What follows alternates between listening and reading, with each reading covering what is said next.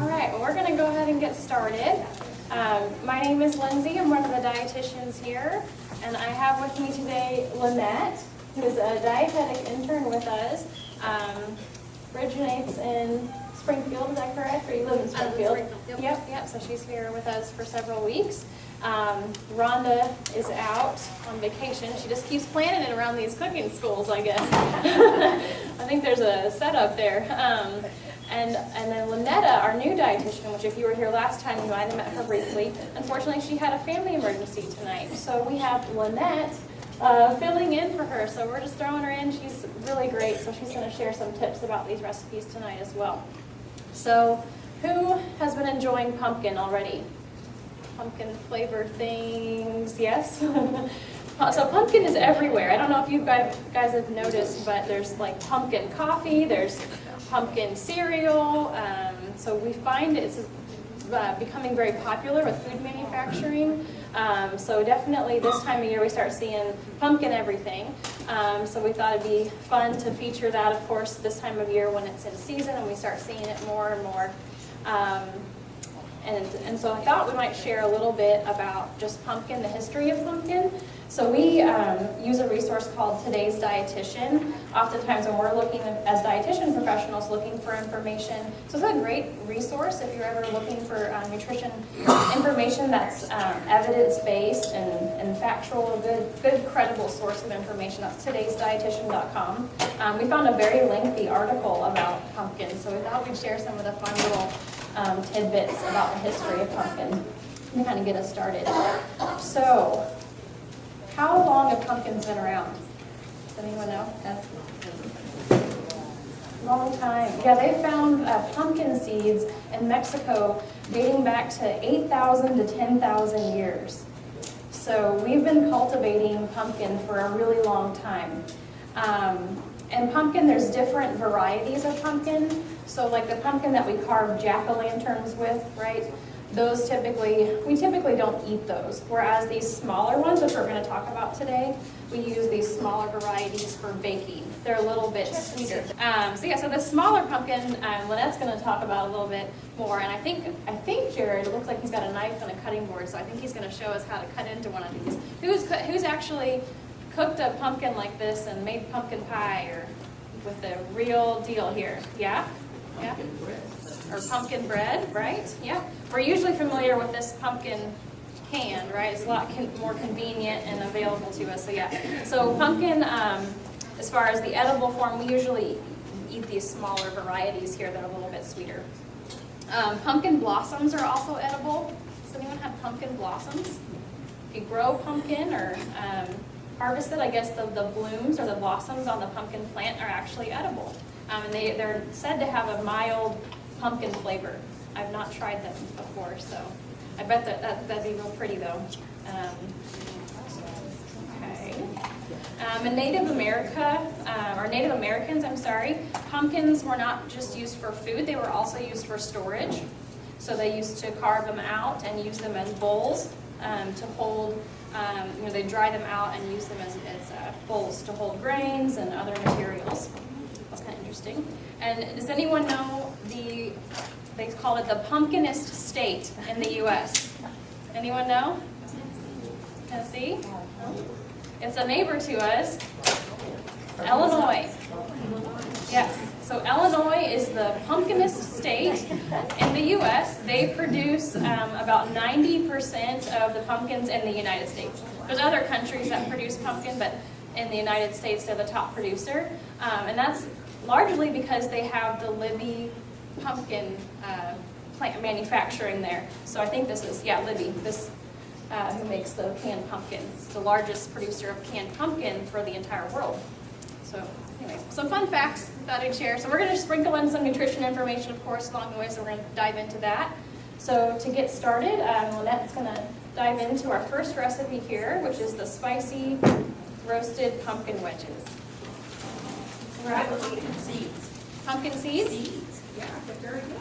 Yeah, we're going to talk about that at the end. We've got a lot of nutrition information. We're going to sprinkle in a little bit throughout the recipes here. But yeah, we're going to talk about those pumpkin seeds because those are also a great source of nutrients and we eat those as well.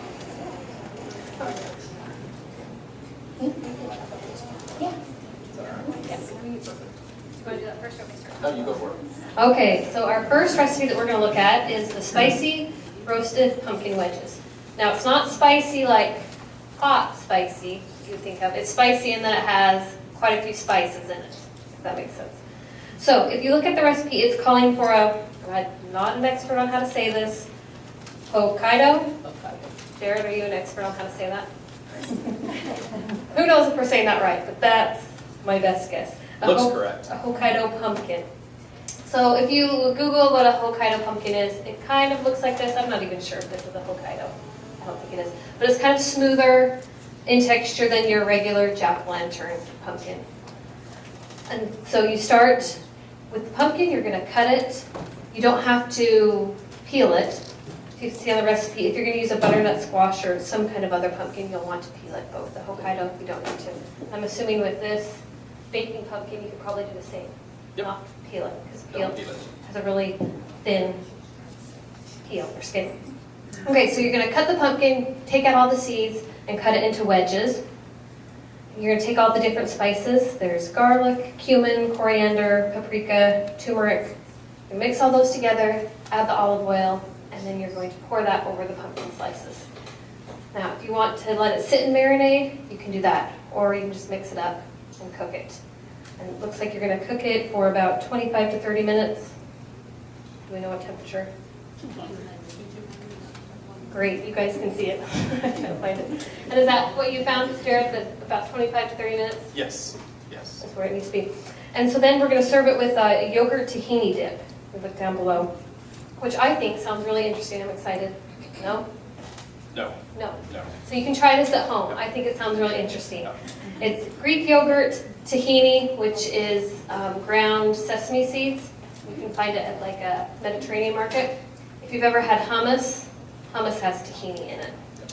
And then it has another spice called, and again, I get all the hard pronunciations tonight. We're going to say it's za'atar. Sorry if that is incorrect. But it is a mix of thyme, oregano, marjoram, sesame seeds, salt, and sumac.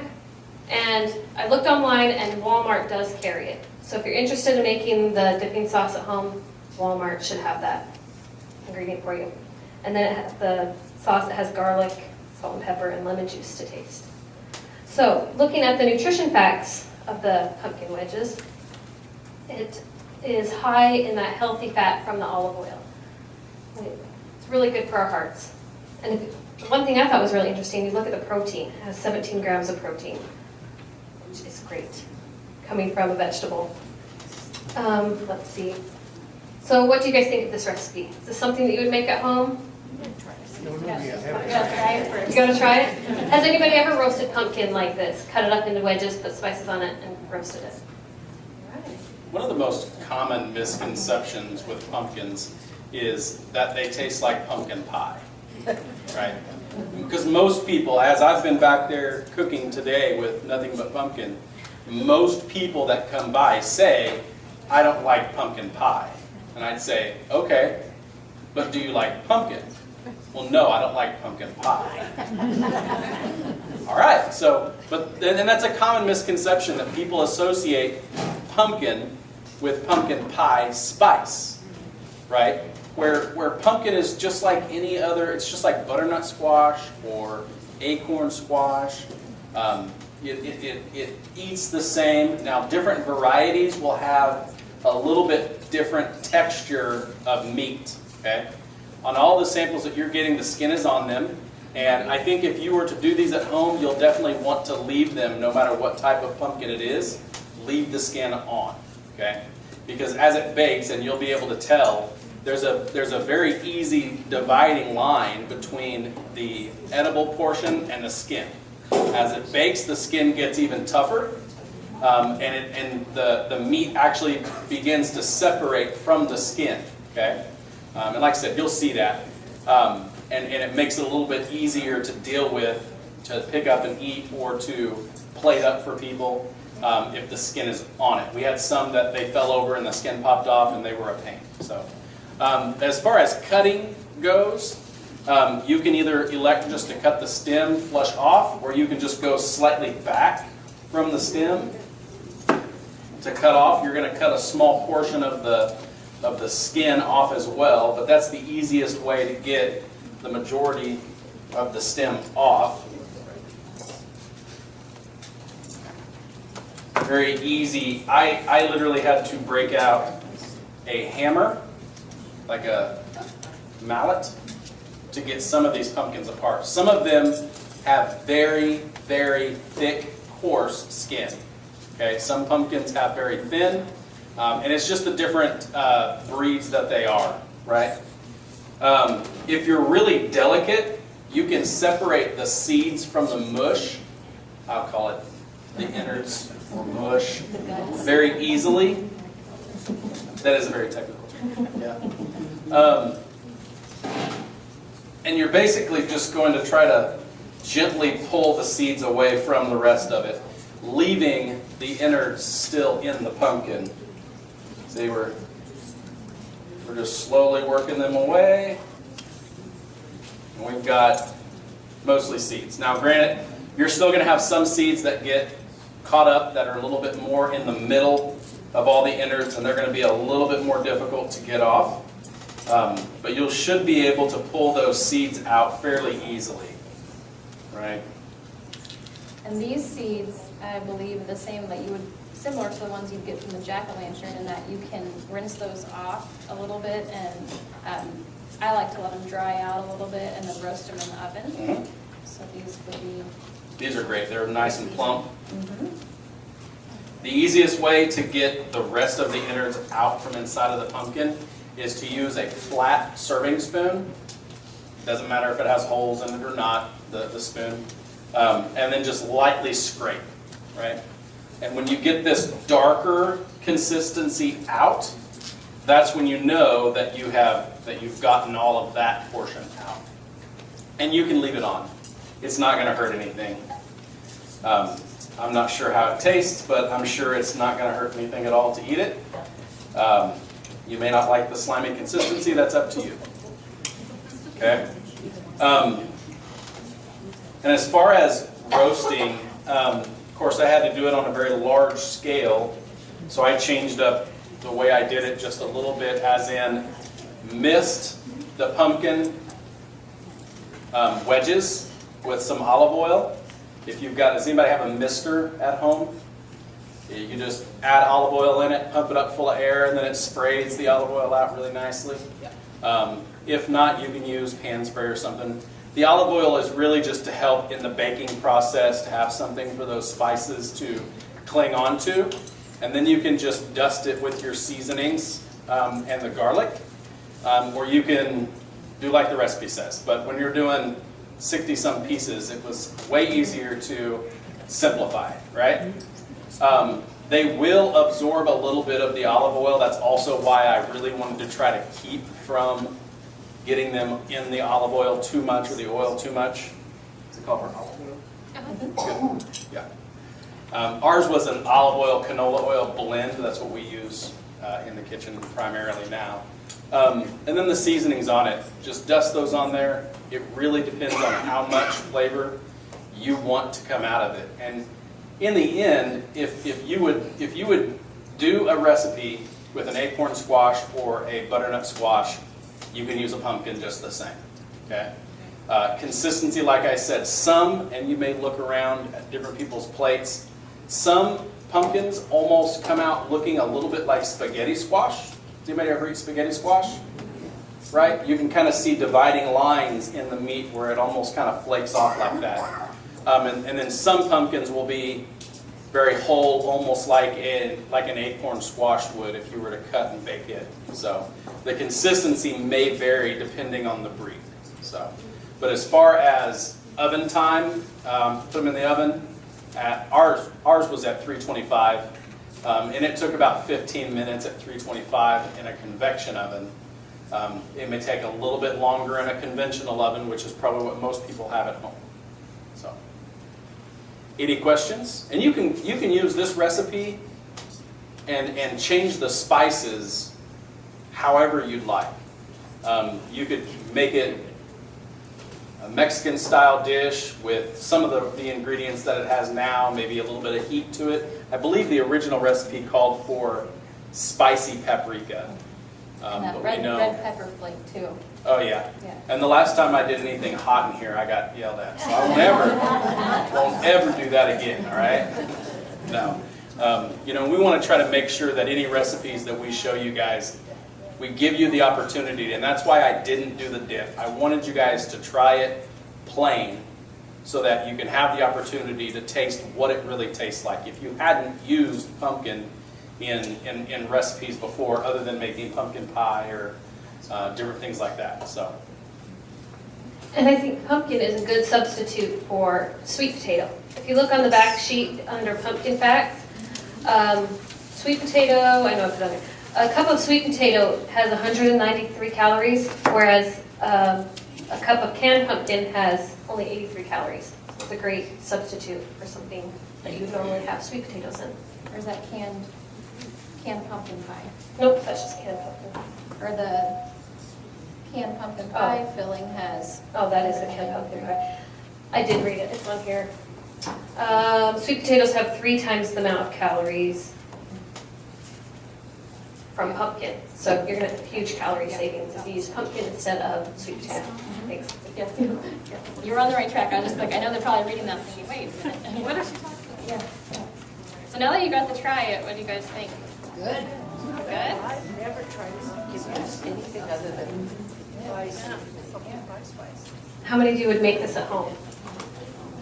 You good? All right. And you could easily swap out with acorn squash. It's very similar as far as the process, and I believe even the cooking time would probably be about the same as well. So squash is definitely in season, or we can usually find it in our markets year round, but I find that the best flavor and taste is typically these fall and winter months. That's why we call them winter squash. That's when they're in their peak season. So. And I agree with Jared. Don't try to peel it. It's just a huge headache. Just cut it, cook it, and then you can eat it off the peel like you've all done tonight. Okay, well, if you don't have any other questions, we're going to roll right into the next one here, okay, which is the pumpkin pie oatmeal. Has anyone ever had anything like this? Yeah, one? Okay.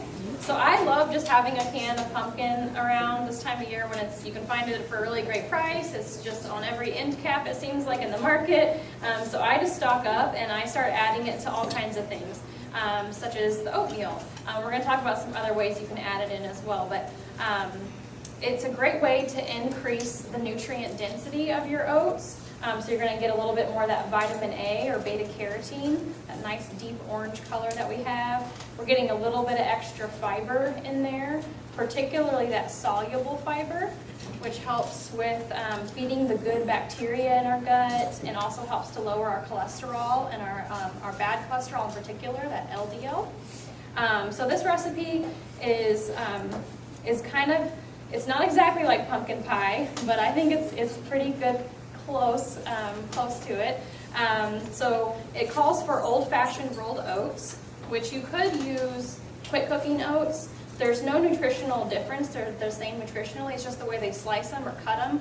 They're sliced a little bit thinner so they cook a little bit faster. So you would change the cooking time. It might cook just a little bit quicker, obviously. But the old-fashioned rolled oats is what this recipe calls for. It also calls for almond milk. And really you could use whatever milk that you prefer. Regular dairy milk, if you don't have an intolerance to dairy, using that regular dairy milk is probably going to give you just a little bit more protein in this recipe. The almond milk does have a little bit of a different flavor. So if you've ever had almond milk, just a little bit like almonds, right? It just has a little bit of a nuttier flavor. So, but if you didn't have almond milk or just regular dairy milk would work fine as well. And then we're using 1/4 cup of that pumpkin puree. So that's where we'll talk about some ways to maybe use up the rest of the can, because you're only going to scoop about 1/4 cup out for this recipe, and then we're going to have a lot left, right? So we'll talk about ways to use up that pumpkin puree in other ways. Then we're going to add some vanilla extract, some ground cinnamon and nutmeg, or if you did have pumpkin pie spice on hand. Anyone buy the pumpkin pie spice? It's just a blend of cinnamon, nutmeg. It has a little bit of clove and allspice in it as well. You could substitute out, you could use about 3/4 of a teaspoon of just the pumpkin pie spice if you wanted to do it that way. And then, so basically you put all this, combine this all, and you bring it to a boil until it's the right thickness that you like. If you like a little bit thinner, obviously we're not gonna cook it as long. If you like it thicker, we're gonna cook it a little bit longer.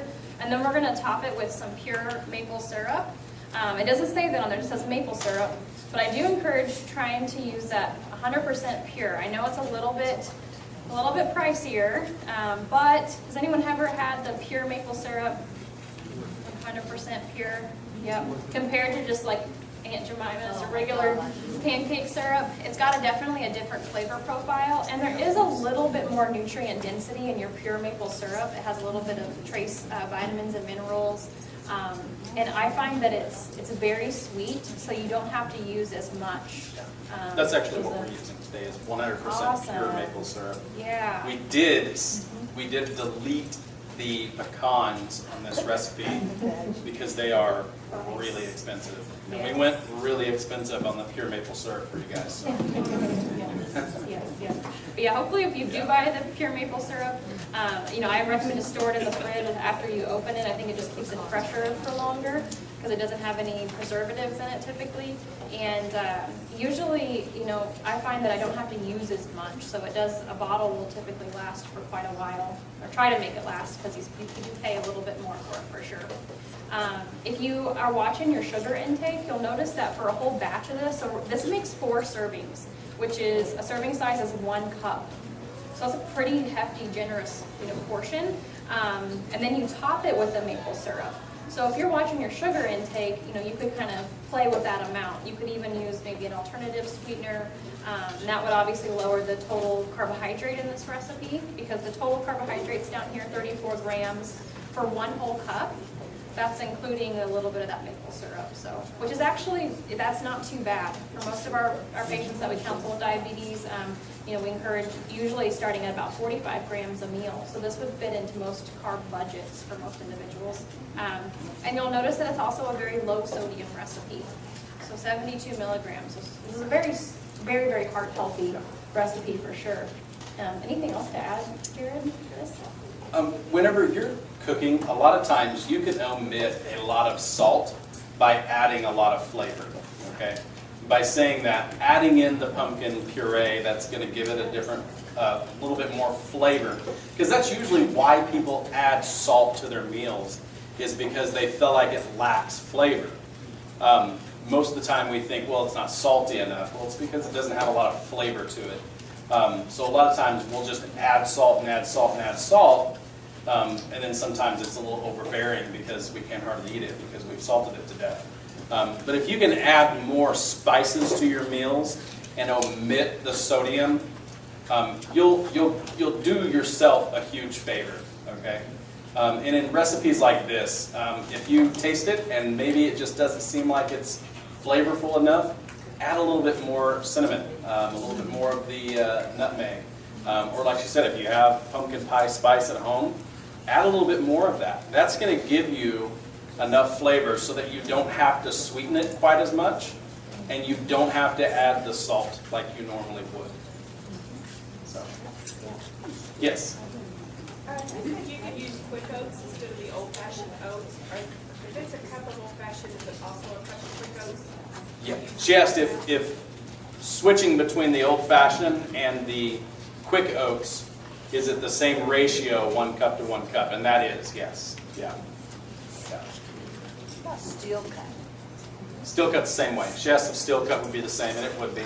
Yeah.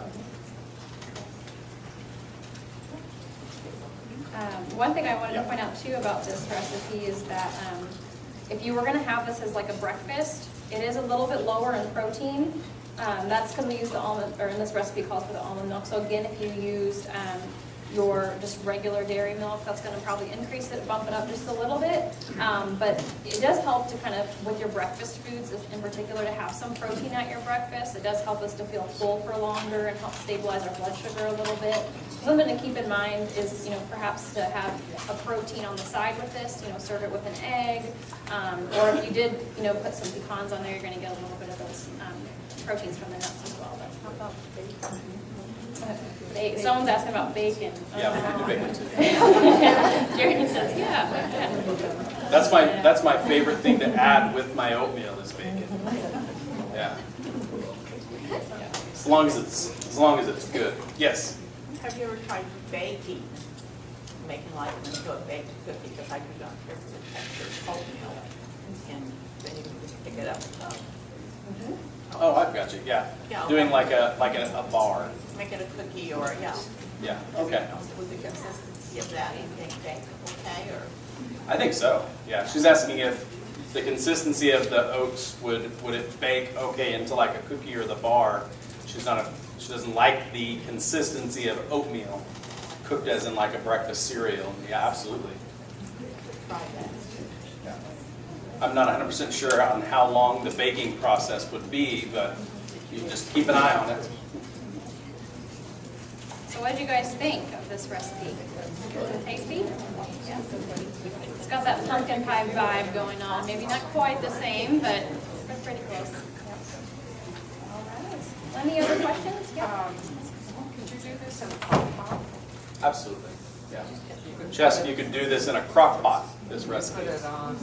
There's a lot of people that make it overnight oatmeal, and that's how you. Yeah, I would just do it as in a low setting in your crock pot and just let it cook until it gets the consistency that you need it. Yeah, the electric pressure cooker, they have a recipe for overnight oatmeal, so you can put everything together and then set the timer for it to go off and start in the morning. Oh, wow. Yeah. Yeah, it's great.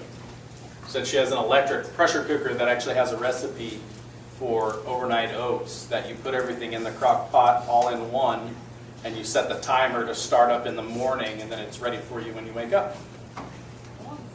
And that would be a great recipe to do that with. Because, you know, one thing that whenever you use milk when making oats is a lot of people will end up scorching it and then it tastes absolutely dreadful, right? So finding a way of cooking it more slowly is much easier. And if you're using quick oats, if you bring that milk to a very low boil, pull it off of the heat, add the oats, be sure to stir it up really well, and put a lid on it and let it set, it will finish thickening and it will finish cooking the rest of the way. It doesn't have to constantly be on a heat source for it to cook those oats. Now something like grits, things like that, you need a little bit more of that boiling time to get those broken down, but oats are very easy to cook. So, all right, any other questions? Other ways to use up the rest of that can of pumpkin. Oh, we've got more for you. Yes, we're getting there. Just a comment, one of the few foods that I find is really good to buy on Amazon is pure maple syrup. You actually get it, it's sold from the maple places in New Hampshire and Maine and up there, and they'll send it directly to you. So, Oh, wow. and it's not as expensive as our one at the store. Oh, okay.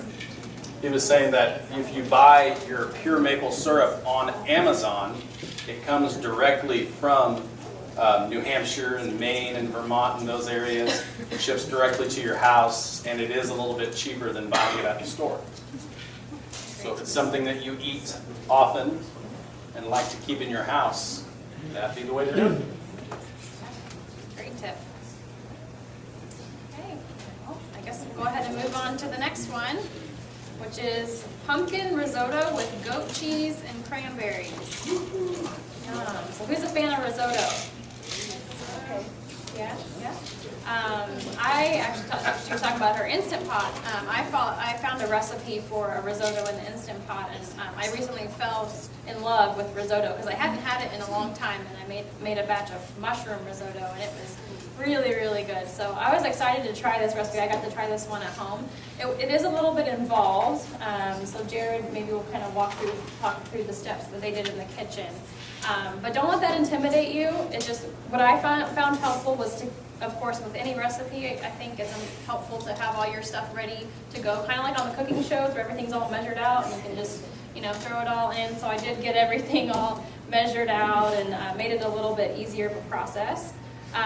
This calls for, on the recipe here, it says dry rice, but I did use a rice called arboreal rice. something like that. You can find it generally at every grocery store. They might not have a whole lot of brands or varieties. There might only be like 1 or 2 brands that I find sometimes in some markets. But it's an Italian short grain rice, and it has a little bit of a higher starch content to it. The particular starch is called amylopectin. I'm going to quiz you guys on that later. So you can remember what kind of starch was it?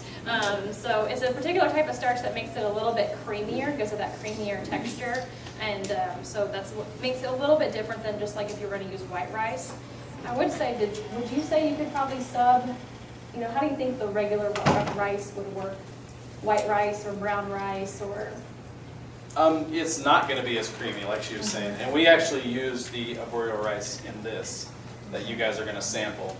But yeah, you can interchange it with the long grain white rice or brown rice. But you're not going to get near as the creaminess as what you're going to get from this rice.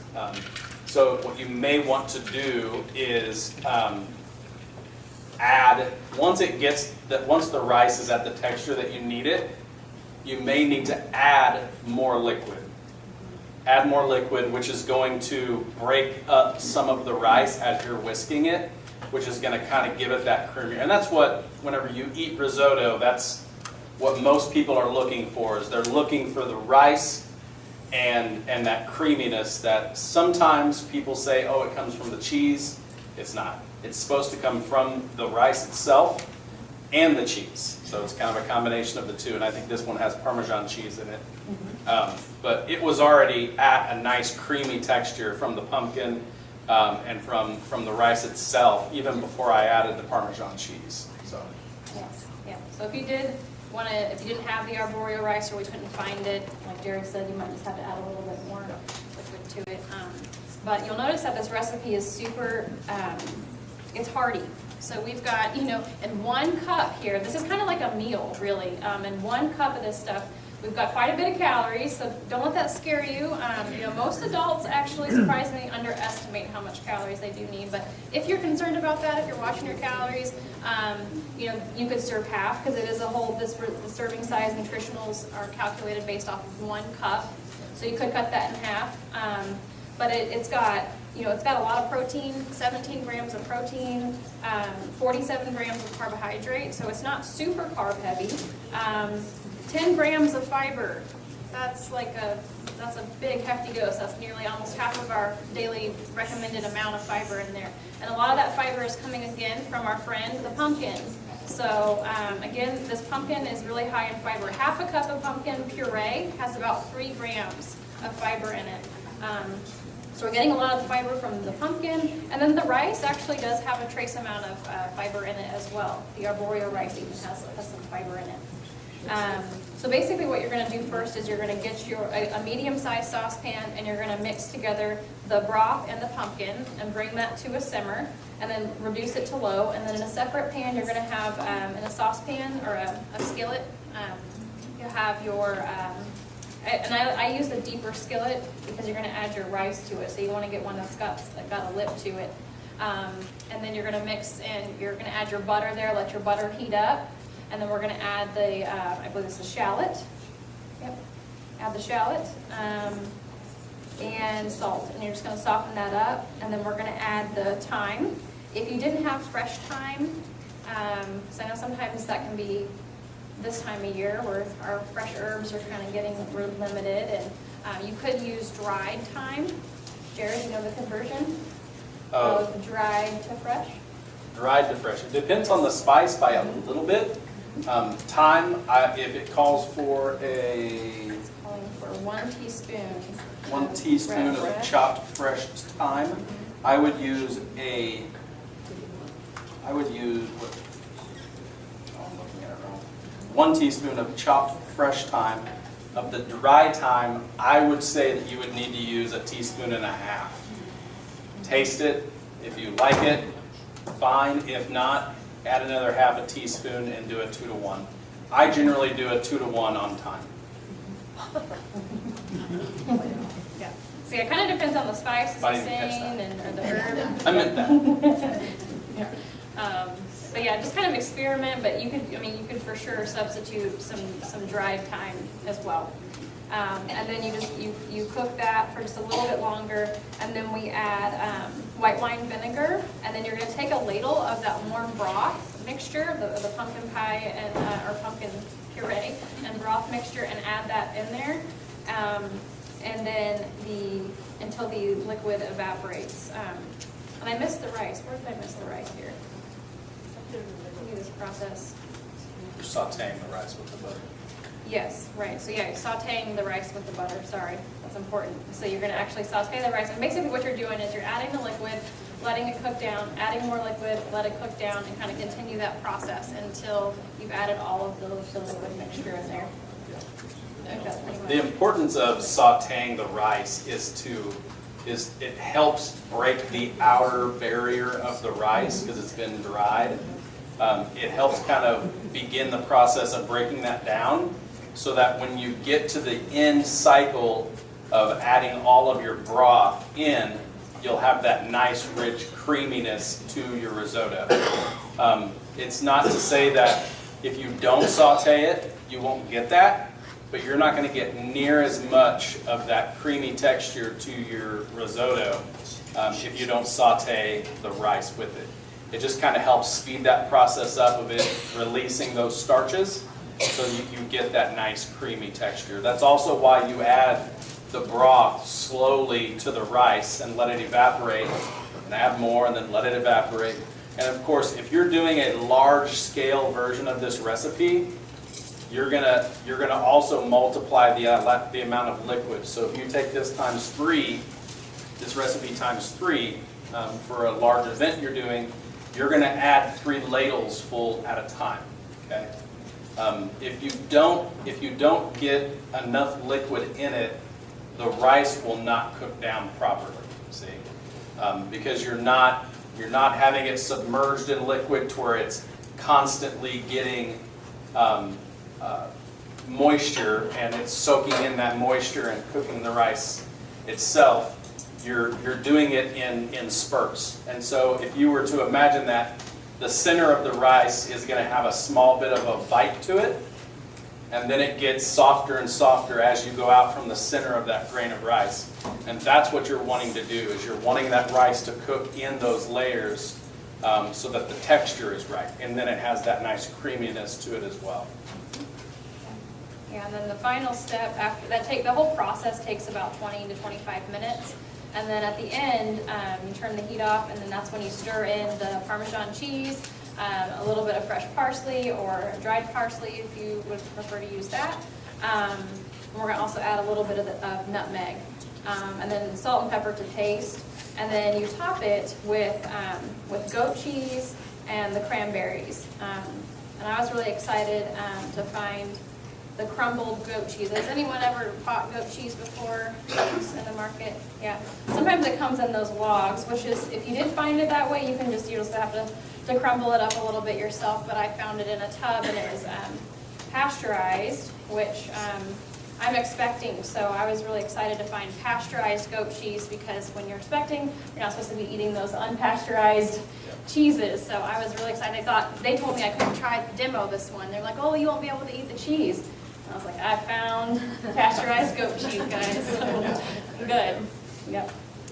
So yeah. So any other questions or thoughts? You guys got samples and tried it. I have What- one. Yep. What is the vinegar, the white wine vinegar, what is that for? It's only a teaspoon for the whole recipe. What would that do?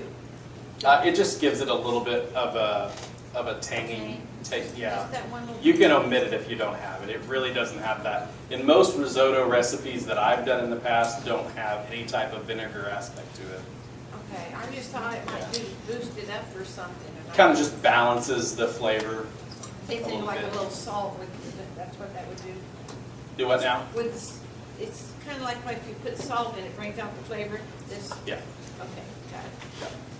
Keeps it from being a little bit over sweet, Okay. because you don't want it to be too sweet. Got it. And sometimes with pumpkin, you can get a little bit, any type of squash or gourd or anything like that, you're going to have, you know, a sweetness to it. And so that vinegar kind of tones that down to where it's, you don't want it to be a sweet dish, you want it to be a savory dish.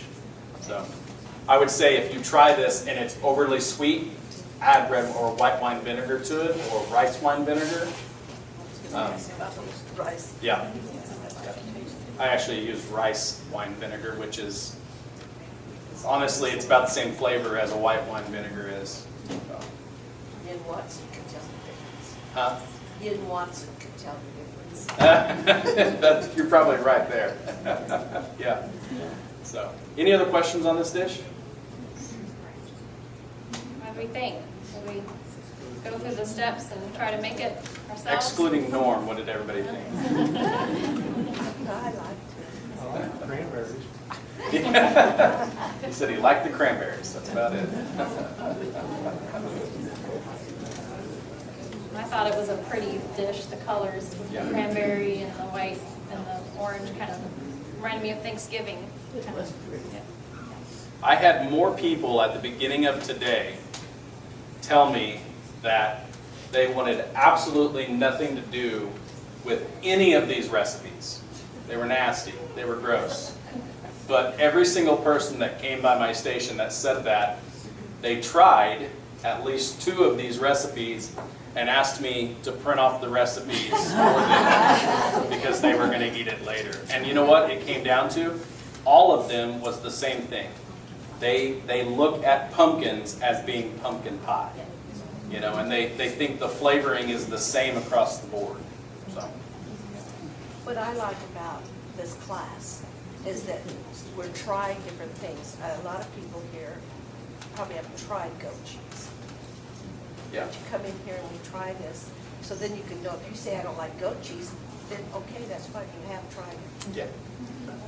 Yeah, we like to get creative sometimes and try to give you guys different recipes to try that maybe we haven't before, outside the box, so, yep. Right. A good point to bring up about this. Yes, which Tamara just brought to my attention to remind you guys. So on your table, which we're going to go over that yet in just a second, on your table before you leave, we have, we're starting to compile the topics for next year. So you know every class has a theme. We're starting to compile kind of themes and ideas for next year's cooking classes. So we would love your feedback or ideas on class topics. So please fill this out for us with any ideas that you have and leave that and we'll collect that. Before we go though, we just wanted to share a little bit of some tips and tricks with the pumpkin. As we promised, we talked about, you know, sometimes you might not use up that whole can, or maybe you're like me and you stock up on it and you have, you know, a lot of canned pumpkin and you want to know what to do with it. So we're going to talk about some ways to use that up. And we do we have the spice cake? The pumpkin? No. Okay. Muffin with pumpkin. Okay. So we have one more recipe for you too, actually. It's not listed here, but we're going to explain. So I'm going to let Lynette kind of join back in, and we're going to go through some of the tips here and talk about this final recipe, which is super easy, so easy that we didn't even put the recipe on here. It's right here. Is it? Oh, okay. Well, there it is. It's a one sentence. No, so. I didn't get that. Yeah. Well, we need dessert now, right? But I did a dessert. Jared is on the ball. Do you want to explain what you did first before I do this recipe? Yeah, sure. Okay. What I did was a muffin.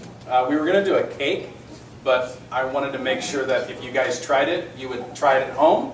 And sometimes me and cakes don't get along.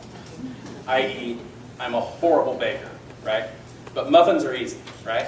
So I did mini muffins with pumpkin puree, and it's a strawberry chocolate chip muffin, okay? Basically, it's a good way to use the pumpkin puree if you don't end up using the whole can. And I believe you said it adds fiber to our dishes. And if you were to taste it without looking at it, most people would never even know that there was pumpkin in it. Okay, that's the kind of catch is it really doesn't change the flavor. But I felt like it made these muffins a lot more moist. And they were baked this morning, and so you'll be able to tell me if they're still moist or not, right? All right, while you guys are trying that, we can talk about a super easy dessert that you can do. So it's on the, under pumpkin tricks. All you do is you take a spice cake mix and a can of pumpkin. This is the 15-ounce can, and you mix them together, those two ingredients. That is it, and then you bake it according to the package directions. And you have a pumpkin spice cake. And if you wanted to jazz it up and add something on top, you could take whipped cream and add that pumpkin pie spice and put that on top, and that would make it a little better tasting maybe. So it's a super easy recipe. So yeah, it's kind of subbing out the oil and the eggs. And we do need some fat in our diet, so that's not necessarily a bad thing to be putting oil in our cake, but it is obviously going to lower the calories a little bit, and also is going to increase, again, the nutrient density. We're going to add some more fiber to it. And so, yeah, if you've ever substituted like applesauce in a recipe, has anyone ever done that when you're baking using applesauce? So it's kind of the same idea, and we're just using the pumpkin instead. So yeah, so that's... I like it because I have kids and they don't want to eat healthy things, but they'll eat cake. And I'm feeding them something healthy and they don't know. Yes, question? I've made those for 2 or 3 years now with the grandkids. I make the little mini muffins like these, and they're just grabbing them all. Kids love mini muffins. A great way to make it, yep. Question in the back. Okay, so on your muffin, when you say strawberry chocolate chip, was that a mix or was that a recipe that you followed? We actually have a, I'm trying to think of the brand. Gold medal. Yeah. It's a muffin mix, a low-fat muffin mix. And then I added the pumpkin puree, the strawberry topping, basically, and then the mini chocolate chips. So substituting out the oil and butter for the pumpkin puree. So, and like she said, it's just like if you were to use applesauce in place of a cake recipe, you can do the exact same thing with the pumpkin. So under pumpkin tricks, that's number 2, that you can substitute the pumpkin for the oil for baking. I found, I would substitution, and I've done this with spice cake. It almost gets more moist instead of drying out. Yeah. I mean, it's, and various kinds of uses with it. She's saying using the pumpkin puree in a cake recipe actually makes it to where it stays moisture longer. Almost like if you were to use a pudding mix in your cake mix. Anybody ever use pudding in their cake mixes? They use them, mix them to where they're nice and moist for longer. The puree, the pumpkin puree is going to do the same thing, except you're going to be adding vitamins, minerals, and a little bit of fiber to that as well. Yeah, so we're going to share a couple of ways that you can use up that extra pumpkin. So we have some ideas listed here. So pancakes. Has anyone ever made pumpkin pancakes? No? I love making pumpkin pancakes and pumpkin waffles. So same idea is you're just adding it to your mix. It does say we want to substitute no more than half of the recipe's liquid ingredients because again, that moisture, it is pretty moist stuff. So it may make it too goopy and not hold up very well. So something to keep in mind is you don't want to go overboard with adding it in there. Cream sauces.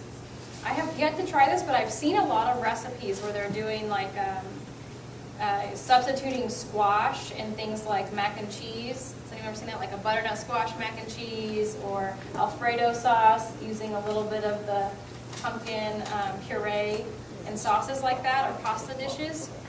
I've done that before in Alfredo, and it's a lot like the risotto. It's not that heavy pumpkin flavor.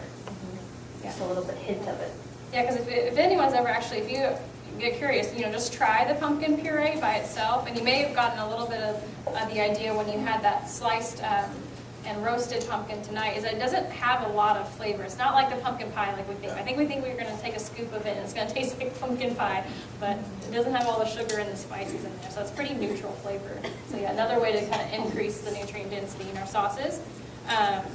Smoothies, so like a pumpkin smoothie, or I like making like a pumpkin kind of coffee smoothie drink. So like, you have your Frappuccino from Starbucks, you can kind of make healthify it a little bit at home and make something similar using that canned pumpkin. Add there. And then the last two are, if you make cheesecake, you can add some pumpkin in place of the cream cheese. And that helps reduce the fat and the calories and have a festive fall cheesecake. So yeah, so for sake of time, just to get you guys out of here on time, any other last minute questions, comments? What was the spice you said you added to the whipped creams or the pumpkin spice cake? Just a pumpkin spice blend. How do you store those pumpkins if you're not going to cook them right away? Do they just, should it be refrigerated or what do you do?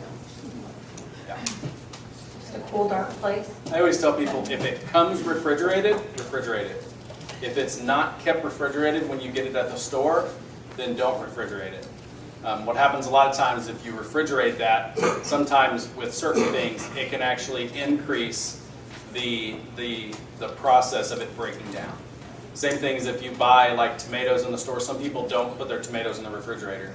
If you buy them cold, keep them cold. That's going to help them stay fresher longer. So.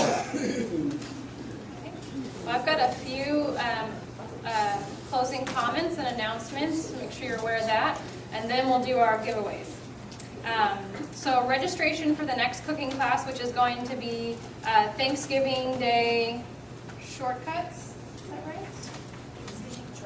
Yes, Thanksgiving shortcuts. So who doesn't love shortcuts in the kitchen? So we're going to be talking about that in our next class. The registration for that is going to be available tonight at 9 p.m. We also, you may be aware or not, but we do have a YouTube channel.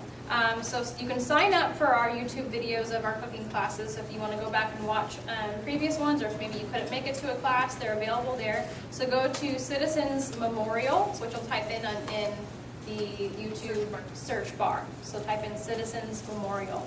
And so those new videos are added each month.